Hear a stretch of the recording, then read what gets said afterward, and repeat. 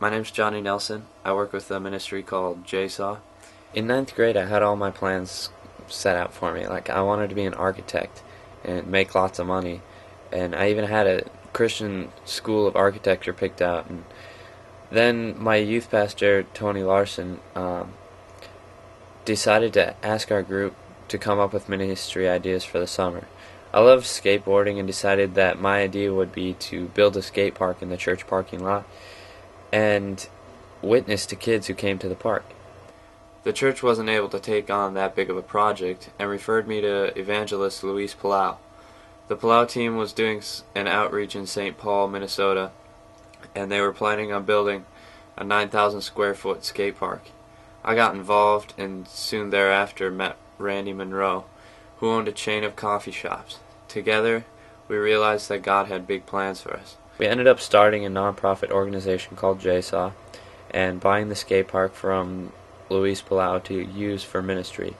For 2 years, we learned the struggles of a parachurch action sports ministry.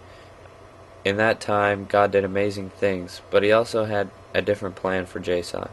Now JSAW helps others create and develop action sports ministries and then networks them together. I look back and realize that God totally tossed my plans out the window and abruptly called me into ministry. And I'm so glad that I followed that call because I absolutely love what I do. Growing up, I didn't ever have a dad. I was cool with it because I didn't know any different, and even if I was sad about not having a dad, I never showed it. My mom was a Christian and kept telling me that God was my father. Then one night she was reading the Bible to me and came across Revelation 20:15, which says, "If anyone was not found written in the book of life, he was cast into the lake of fire." The lake of fire is also known as hell. I was 4 years old and said, "Mommy, is my name in that book?" She said it wasn't. I was bummed. I didn't want to get thrown into a lake of fire. Then she told me she knew how I could get my name into that book of life. It was simply this. I needed to ask Jesus Christ into my heart. I needed to believe that He had died for my sins on the cross. But I never really understood what it meant to live for Christ. I was in a gang and still did a lot of stupid stuff. My mom remarried and my life went downhill. I got depressed, tried suicide, and did even more stupid stuff. My youth pastor, Tony Larson, kept showing me God's love and teaching me what it meant to live for Christ. After seeing that the road that I was on was a dead end, I recommitted my life to Christ. Every day I do my best to live for Christ and to glorify Him in everything that I do. Without the call that God has given me, I have no idea where I would be in life right now. During the time that JSAW was being restructured, I prayed and I was asking God, what do you want me to do? And He answered me and He said, I want you to love them and I want you to help them. And I said, well, God, how do I know it's you? And He said, I will provide. And I was like, wow. And ever since then, I have followed wherever God provides. In Isaiah 58:11, it says, the Lord will guide you always. He will satisfy your needs in a sun-scorched land.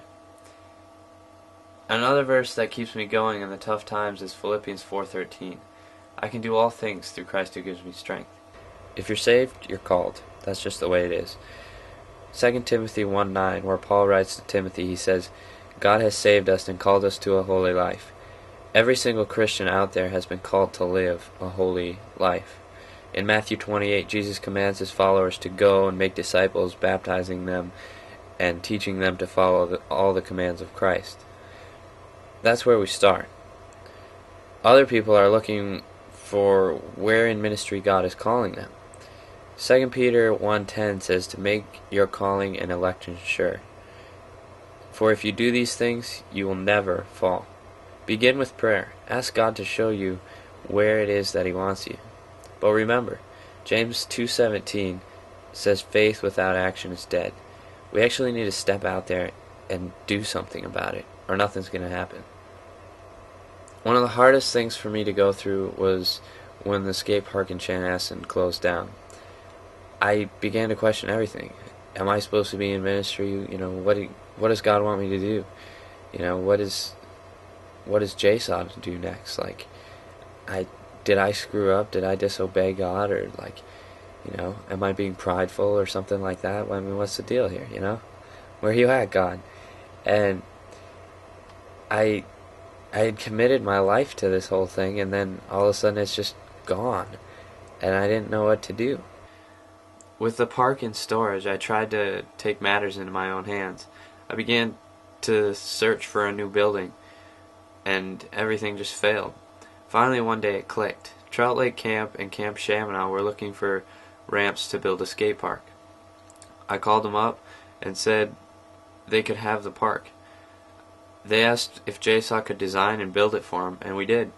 This kind of laid the foundation for the way that God is using this ministry today.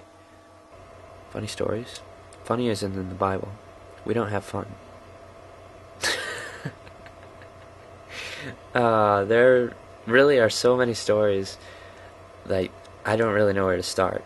I guess you're going to have to get involved in a ministry and just experience for yourself all the fun, good times.